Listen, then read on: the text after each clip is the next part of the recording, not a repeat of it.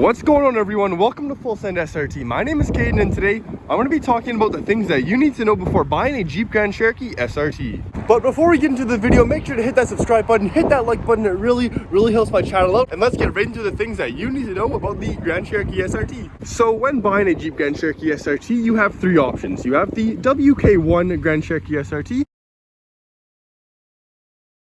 the WK2 SRT, and the WK2 facelift Jeep Grand Cherokee SRT. These are all very nice models of the Grand Cherokee SRT. Like I've said before, this is one of the best SUVs you can buy today. The WK1 is the first generation model that was first built in 2006. The WK2 is the second generation model that was built in 2012. The one that I have here today is the WK2 facelift that was built in 2017. So that's the first thing, the different models of the Jeep Grand Cherokee SRT. Now second, this vehicle has a 6.2 naturally aspirated V8 Hemi with 475 horsepower and 470 foot-pounds of torque. That'll launch you from 0 to 60 in just 4.4 seconds, and it will do the quarter mile in around 13 seconds. Now, if you're not too familiar about certain specs of certain vehicles, that is incredibly fast for an SUV, especially weighing 6,000 pounds. Since it has such a big engine and it weighs, around that 6,000 pound range, this vehicle is absolutely terrible on gas. I'm talking, let's check how many MPG I get here. And that's also really nice. You have a full screen setup to check all your different, diagnostic codes, your speeds, tire pressure. It has all that right here. So here you can see the fuel economy. I'm averaging about 17.5, which actually isn't too bad. I haven't had a heavy foot recently, so that's probably why I'm averaging that, but there it is.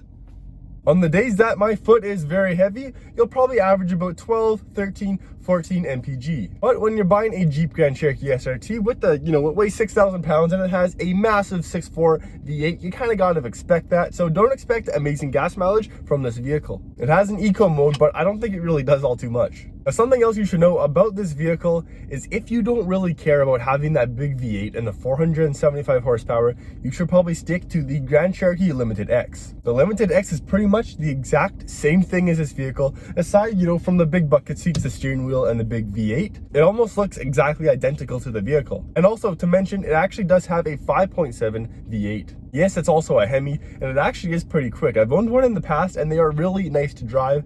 They ride super smooth. They have all the modes. They have sport mode, and they're actually pretty quick. I'll make another video about 5.7 Hemi mods you can do to get it actually as fast as the Grand Cherokee SRT as well. You're still going to be paying upwards of $60,000 for that vehicle, so it's definitely not cheap. Now, something else you should know about the Jeep Grand Cherokee SRT is that if you want, a sports car, a muscle car, and you want to hear that exhaust, you're going to want to get an aftermarket exhaust on the Grand Cherokee SRT. The stock exhaust on this vehicle is absolutely terrible.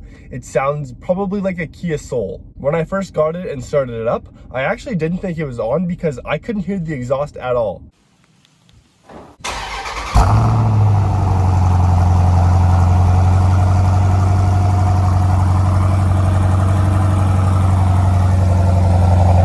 So I went out and I put a simple X pipe on my vehicle. You can get like crazy exhaust setups for like $3,000, but I just spent like $600 or $700 and got the X pipe, and it sounds really good. Also, if you want to have a really cool muscle car but an SUV on top of that, you're going to want to lower it just a little bit. It comes a little bit too high from the dealer for my liking, so I lowered it about 3 or 4 inches, and it looks really good. I just put Mopar lowering springs. I know you can throw E-Box or I-Box springs on it as well, but I just chose the regular Mopar ones, and they fit really good. Something that I really have to give to the Grand Cherokee SRT is that it is an amazing, I'll turn it off, it's a little bit loud. It is an amazing daily driver. You can, pick the kids up from school, go to the grocery store, go take a road trip, and then when you get back, you can drive literally right to the drag strip and go smoke some Mustangs. This vehicle does it all. It has all these different modes. It has track mode, sport mode, snow mode, and tow mode, so you can literally do anything with this vehicle. It also has an amazing all-wheel drive system, so this vehicle is perfect for winter if you guys have snow. Now, if you guys want to get a black Grand Cherokee SRT, you're going to notice some swirls in the paint. I'll hop out and show you. So if you look really close, I don't know if you can see it here. It's not that visible. I don't know. Can you guys see the swirls in the paint? Probably not. Oh boy. Okay, you'll just have to trust me on this one, guys. If you get black, you're going to notice a few swirls in the paint. This is easily taken care of. I think, what is it like? Ceramic coating, I think, you can go get that done, ceramic coat the vehicle, and you won't really have to worry. But that's just my one regret on my SRT. Now, another thing to point out on the Grand Cherokee SRT is the interior quality. Now, for about $90,000 Canadian from the dealer, you expect a little bit more of a more premium feeling interior. Yeah, we have the carbon fiber and the Alcantara and leather seats, but it just doesn't give you that special feel for $90,000. As we take a look around, you can see we have a lot of plasticky feeling stuff, obviously because it is plastic, but it just feels kind of cheap for the price you pay. And obviously that is because you're in a Dodge product. You know, you're not going to expect Mercedes quality in a Chrysler, you know, Fiat vehicle. But we have some nice carbon fiber on the vehicle. We have the leather seats and the Alcantara seats as well. And then we have a suede Alcantara roof liner, which is really nice. And we also have a panoramic sunroof. But the interior quality could just be a little bit better, in my opinion, for the price you pay. Now, there's a catch-22 when you buy one of these vehicles.